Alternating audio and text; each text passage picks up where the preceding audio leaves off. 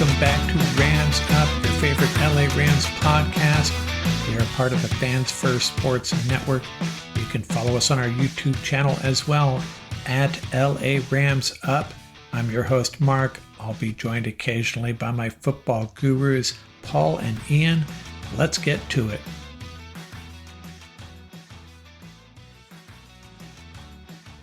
Hey, welcome back, everybody. Episode 525 of Rams Up. I'm going to share my power rankings going into week 2 as shared on the YouTube channel, and we're going to get you caught up on injuries and transactions. I could probably dedicate an entire 30 minutes to talking about injuries on the Rams right now, unfortunately, but we'll go through this long list and try to figure out what it means for this Rams-Cardinals game.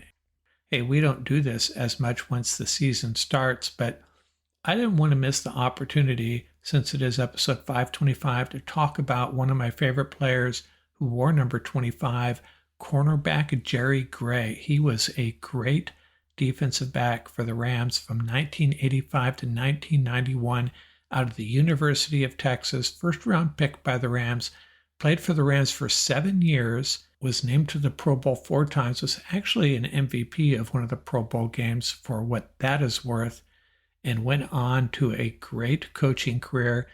He's coached for the Redskins, Bills, SMU, the Titans, the Oilers, the Packers, and he is currently the assistant head coach defense for the Atlanta Falcons, helping out Raheem Morris over there. Jerry Gray, great player, had 22 career interceptions for the Rams. And he was a Hall of Fame semifinalist at one point. Did not get selected, though. Jerry Gray, number 25 for our Los Angeles Rams. Hey, before we get on to the news, I wanted to point out the legacy Pac-12 is 21-2 right now. How about that? All right, let's get caught up on the injuries and transactions. I'm going to take it position group by position group, the ones that are impacted anyways. Wide receiver Puka Nacua on IR, will miss at least 4 games. What does it mean? Well, less impact than you'd actually think, in my opinion. Yeah, he's a great player and we're going to miss him. But Tyler Johnson and even Jordan Whittington, I think, can step in and fill that role pretty well right away. And maybe the Rams will get Tutu Atwell mixed in a little bit. Rams don't need to add any players, pull anybody up from the practice squad. I think they're good to go at wide receiver without Puka Nacua. Don't get me wrong, I'd much prefer to have Puka Nacua healthy and ready to go. That's not the case, though, so it's Tyler Johnson and Jordan Whittington stepping up. Offensive line gets a little bit messier, so Alaric Jackson still suspended for 1 more game, and assuming he's still in the good graces of the Rams when he does come back, that remains to be seen, because they have to be pretty pissed off at Alaric Jackson at this point. But Alaric Jackson comes back in 1 week. This week, no Joseph Noteboom and no Steve Avila, both on IR for 4 games as well, at least 4 games. And the status of Rob Havenstein, Big Rob, still in question day to day. So what do the Rams do? They go out and sign offensive tackle Geron Christian to the active roster, and they claimed Dylan McMahon, poached Dylan McMahon, a guard center, mostly a center, off the Eagles practice squad. Now, Christian is an experienced NFL player. He's played left tackle just last year for the Houston Texans. And McMahon, a rookie, 6th-round draft pick, played really well in the preseason. The word on the street is Eagle fans were pretty upset that he was not on the 53-man roster. The Eagles did not protect him, and now he's a Ram. And the Rams also added tackle Ty Neshke to the practice squad. This is his 3rd stint with the Rams, and he's a serviceable tackle as well. So what does it mean? Well, my guess is this is what the Rams are going to do. Christian Geron will be our starting left tackle. We cannot roll with A.J. Curry. Can't happen. And the middle of the interior is not in too bad a shape. Jonah Jackson, Bo Lemmer, and Kevin Dotson. Bo Lemmer, one of the surprise talents out of this 2024 draft, I think will be okay there. And then is it Warren McClendon or Rob Havenstein at right tackle? Preferably Havenstein. If he can't go, McClendon's okay. Then it's just a matter of depth. If Havenstein can't go and McClendon has to start, you're probably going to have to bring up Ty from the practice squad to activate him for the game. That would give you Logan Bruss, Dylan McMahon, and Neschke as the backups. And if Havenstein can start, then McClendon takes over as a backup. If Havenstein can't go and McClendon starting, I know, has his musical chairs here, maybe you have to bring up AJ Akuri for additional insurance at one of the tackle spots. But bottom line, left to right, we're looking at Christian, Jackson, Limmer, Dotson, and either McClendon or Havenstein. Not the end of the world. What you'd hope the Rams do here is use those three guys in the middle to pummel the Cardinals, get that duo blocking scheme going, and run the ball down their throat with Kyren Williams and maybe a little bit of Blake Corum. And if they have to pass, Christian and McClendon, worst case scenario, but still serviceable tackles from what I have read. Well, let's talk about the secondary. We already had three guys on IR, Darius Williams, Derion Kendrick, Trey Tomlinson, and now Kobe Durant hobbling around on the foot a little bit. Well, the Rams added Ahkello Witherspoon, our old buddy, to the practice squad, and I see that as just obvious insurance. If Durant can't go, they'll activate Witherspoon. If Durant can go, I don't know if Witherspoon will be around that long, to be honest with you, but surprised they didn't add him, the moment Darius Williams went down, but they must be really pleased with Durant's performance. If Durant can go, he will be the guy, and the secondary will be okay. But smart move to bring in Witherspoon just in case, because these Cardinals do have a couple really good receivers. Well, we're assuming Marvin Harrison is a really good receiver, and Greg Dortch definitely is. So let's go down this injured reserve list. Make sure I didn't miss anybody. Steve Avila, Derion Kendrick. Oh, there's one guy I forgot, Connor McDermott. We could use him right now. Another experienced offensive lineman. Puka Nacua, Joseph Noteboom, Trey Tomlinson, Darius Williams, and two guys that are designated for return, KT Leviston and Laurel Murchison. We might be able to put Murchison's skills to use in the middle of that defensive line, actually. KT Leviston, the rookie draft pick. No idea if he's NFL game ready. And then, of course, there's Tyler Higbee. I don't think he'll be back anytime soon. And two players coming off suspension after the Cardinal game, Jimmy Garoppolo and Alaric Jackson. And that is another thing to watch, especially given all the injuries. Can the Rams afford to keep three quarterbacks on this roster? I think not. Do they try to sneak Stetson Bennett onto the practice squad? Back in a second with our power rankings. Welcome back, everybody. Time for my Week 2 power rankings. Heading into Week 2, how do the top 12 teams in the league stack up? That's right, I do just the top 12. Now I may flex, add a couple, maybe even subtract a couple, see how it plays out. Going to talk about the teams that we really care about. I don't care about the Commanders, Panthers, and Giants, where they stack up. Let's talk about the high-end teams, the top of the rankings here, the top 12. And I have, what do I have? I have two new teams entering the top 12, so two dropping out. I'm going to start at the top once again. Hey, the Chiefs got it done on Thursday night. Barely. They're my number one team. They're the defending Super Bowl champions. They have perhaps the best quarterback coach combination in the league. They got a good defense. Chris Jones, man, he's a beast. Kansas City Chiefs 1-0, and they remain my number one team. My number two team, I'm giving the 49ers the nod, hopping over the Ravens, even though the Ravens didn't do anything to give up the number two spot. It's more about what the 49ers did. They were very impressive against a good Jets defense, kind of steamrolled them there. For a little bit, I thought maybe the Jets were going to make some noise.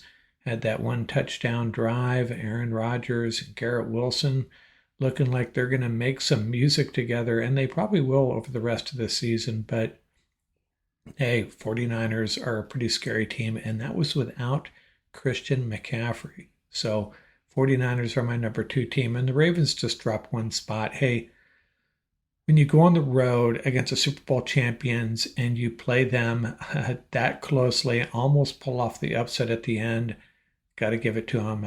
Derrick Henry, not much of a factor yet.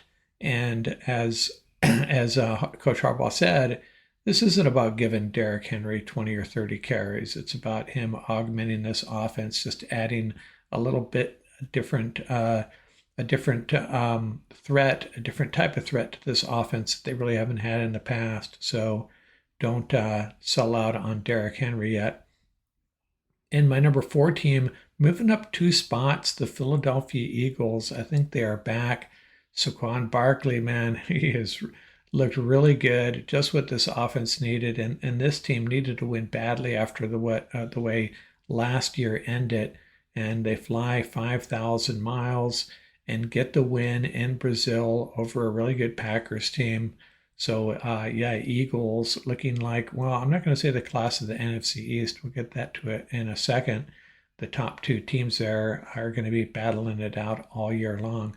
My number 5 team, I had them actually dropping one spot. The Miami Dolphins, they took care of the Jags. Jags put up quite a fight, though.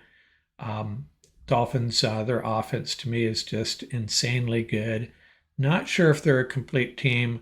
We'll see, but I dropped them one spot, and don't make too much of that. These after the top 2, I feel really good about the Chiefs, 49ers at the top, and even the Ravens, number 3. But 4 through 7 or 8, take your pick. The order is pretty random. But I'm going with the Dolphins at number 5, dropping one spot. Moving up one spot from number 7 to number 6 is the Houston Texans. And that was a really important game that they won in Indianapolis, and the Colts are no pushovers. Those 3 receivers they have, pretty scary. Texans, I remember they were my choice to go to the Super Bowl this year, to lose to the Rams, of course. So they're my number 6 team. Moving up 3 spots from number 10 to number 7, the Dallas Cowboys. And, I was pretty dismissive of them. I kind of do the reverse thing. A lot of people just jump on the Cowboys bandwagon, whether they deserve it or not, and I kind of go the other way. Just so often end up being disappointed by them, especially at the end of the year and in the playoffs. But they look pretty darn good. Now, again, how much weight do we put on that? Beating the Browns. The Browns might be a bit of a mess, especially on offense, but the Cowboys defense got it done. Dak Prescott, CeeDee Lamb could be making a really big impression on us this year. Still not sold on their running game, but move them up from 10 to 7 and dropping 3 spots. And this is probably where I'm going to get the most pushback. I had the Lions dropping from number 5 to number 8. And really, again, how good is this Rams defense? Well, the Lions made the Rams defense look really good. Rams took them into overtime, a banged up Rams team on the road against this supposedly electric Lions offense. I had people on the YouTube channel saying this is a blowout on paper. Rams got no chance. Well, surprise, surprise, either the Rams defense is actually pretty good or the Lions offense. Maybe some defenses are starting to figure them out. But Lions are going to be okay. I still pick them to win that division. But right now, I don't think they deserve to be higher ranked than the 8th spot based on what happened Sunday night. And my number 9 team dropping one spot from number 8 to number 9, the Green Bay Packers. Tough game, really outplayed the Eagles, in my opinion. Should have won that game with the 2 takeaways early in the game, settling for 6 points and then losing their quarterback. Still a very good football team, but they're going to be shorthanded over the next 3 weeks. It's going to be a tough haul without Jordan Love. My number 10 team, one of the 2 teams, new entries into the top 12, the Tampa Bay Buccaneers. I've been guilty of it just like a lot of other people. just totally ignoring the defending NFC South champions. They put together a nice win. Baker Mayfield. Now, I'm stealing someone else's observation here. How do the fans in Cleveland feel about Baker Mayfield looking like such a good quarterback, and now the Browns are stuck with Deshaun Watson? So you think they'd want Baker Mayfield back at this point? I think they might. And my number 11 team, another new entry, a team that I kind of given up on. I think a lot of people were overrating them. Maybe I was underrating them.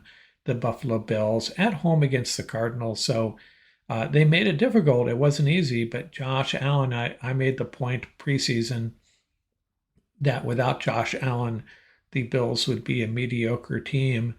But they have Josh Allen. So there you have it. They're my number 11 team.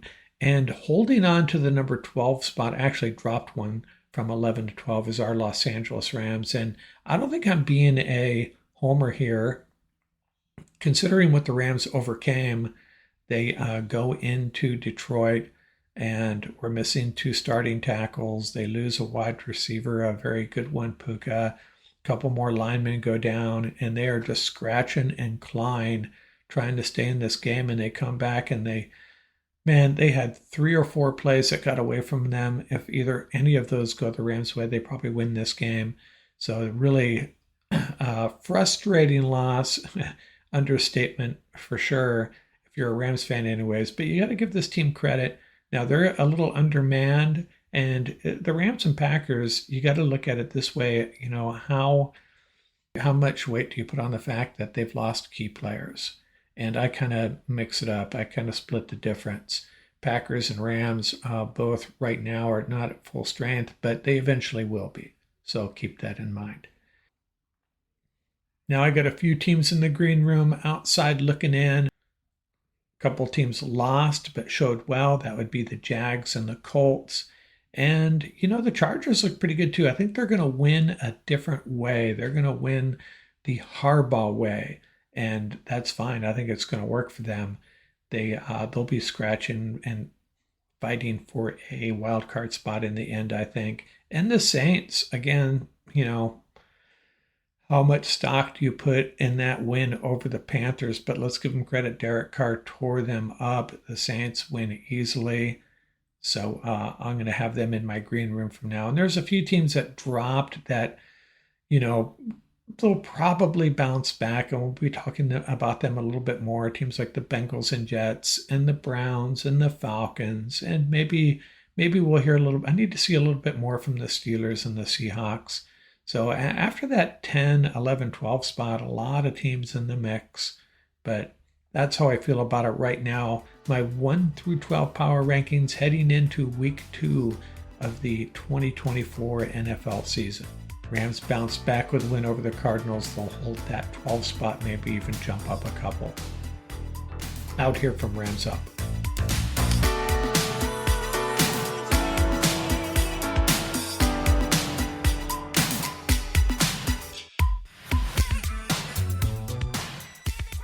That's going to do it for this episode. Remember, you can reach us at ramsuppodcast@gmail.com. And don't forget about our YouTube channel. Our handle is at laramsup.com. Till next time, keep the horns up, stay safe, and have fun out there.